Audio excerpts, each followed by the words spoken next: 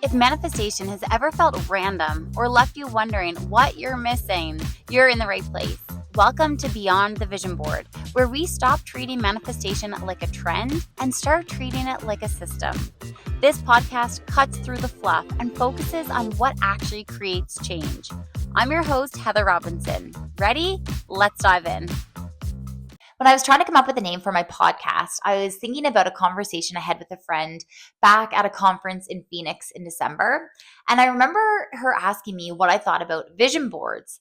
And I said, well, besides them being the most overrated technique in the manifestation space and not working for 99% of people, I actually really like them. And I think that they can work very, very well for a lot of people. And I know that that's such a contradiction. So we're going to break that down in today's episode because vision boards are the most popular tool or technique in the manifestation space. Like even people who've never actively heard about manifestation or studied it themselves, a lot of those people have either made a vision board or at least know what one is. And when I was thinking about why they're so popular, I was thinking like, yeah, they're fun to make. And yes, they allow people to be creative, but there's more to it than that. There's actually like science behind why they're so popular. When you make a vision board, you're actually getting a dopamine hit, which is just that like feel good chemical in your brain. So when you make this vision board and you get this dopamine hit, that's actually going to make your desire feel closer to you, which is making the vision board feel like it's working to bring that manifestation into your life. But really, most people will never achieve anything that they put on their vision board. And that's not because they don't work, because they do, which I've mentioned already. It's because we've been lied to, right? We're sold this idea that all it takes to get the new Mercedes to drop onto your driveway is to find a good picture of one, cut it out, and put it on a vision board. And boom, bam, whatever, the next day, there it is on your driveway. And that's just not reality. That's just not how they work. This episode isn't to shit all over vision boards. This could just as easily be about visualizing or scripting or journaling or affirmations or anything else, really. The point is, when you treat a technique or a tool like just another thing on your to-do list, that is staying very surface level and it's just not going to get you any results. For manifestation to work for you to actually be able to use it to create your life, you need to go beyond the surface level. You need to go beyond the vision board and you need to go deeper with it. So this is what I mean by that. We got our daughter a new bed recently. It's one of those ones where it's like a bunk bed on the top and then down below it's just like an open sort of play area. And now that it's put together, it's like really cool. She loves it. It's really fun. But it's from IKEA. So you can imagine how fun that was to put together. And while we were putting it together, or while my dad and my husband were putting it together, it got me thinking. Imagine if you ordered a piece of IKEA furniture, okay? It arrives to your house and you open the box and you immediately start trying to assemble it. You get out the Allen key, you start tightening the screws, reading all the instructions.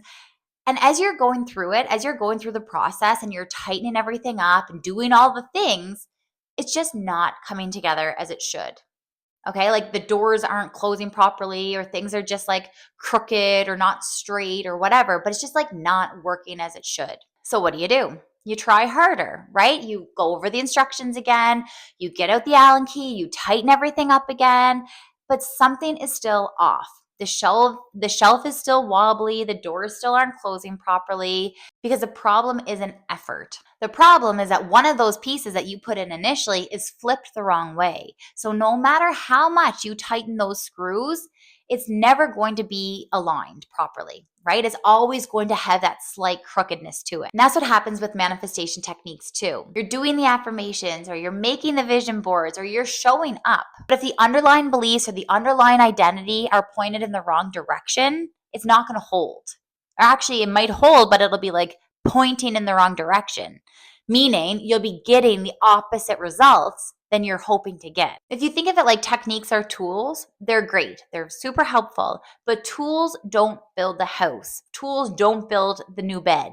The builder builds it, and you are the builder. Here's another way to think about it. Have you ever driven a car that's out of alignment? I remember getting a flat tire when I first got my license, and I was driving to work at the time, and I drove on it for way longer than I should have. And when my dad came out to fix it for me, he was like, Heather, how did you not know? Like, why didn't you stop earlier? And I was like, I don't know. I just like turned my music up and held on tighter and just like kept driving, which of course is not the right thing to do, right?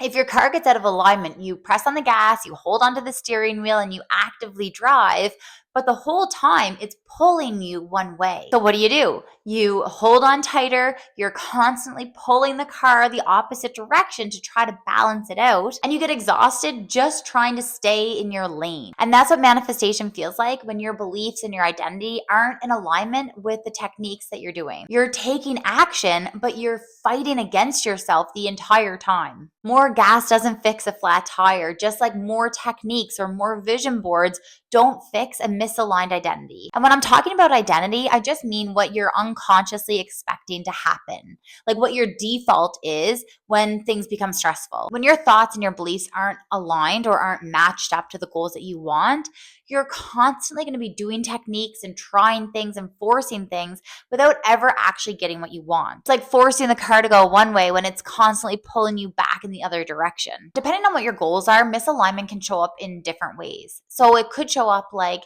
being tired when you're doing things that should be exciting to you or should be lighting you up.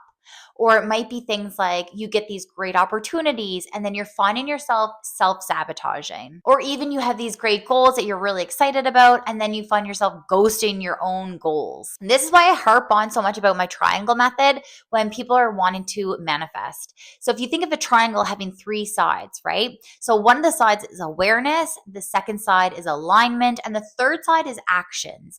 And vision boards, affirmations, scripting, all of these things, that all falls into the third phase, which is actions. But without the awareness and the alignment part of it, those actions aren't being done on the right foundation, and therefore they're just going to be completely useless. The other part too is if your identity isn't a match for the goals that you have, you're going to have to rely so much more on motivation. And vision boards might create motivation in the short term, but humans famously don't act on motivation reliably, right? Like motivation sounds like, oh, well, I'll do that when I feel like it. Whereas your identity is going to sound more like, I do this because that's who I am. That's just what I do.